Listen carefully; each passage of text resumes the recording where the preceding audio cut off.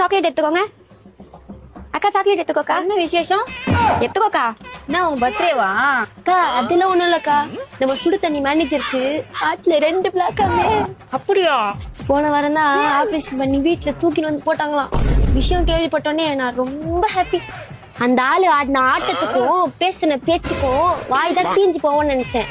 ஆண்டவன் இருக்கிறான் கவி, அதனால தான் வச்சான் பாரு ஹார்ட்ல ஒரு அடி. அதான் அந்த ஆளு கடைக்கே வரக்கூடாதுன்னு ஆண்டவன் கிட்ட வேண்டின்னு வந்தேன். அதான் விபூதி.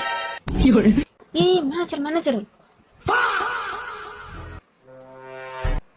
சார் நல்லா இருக்கீங்களா சார்?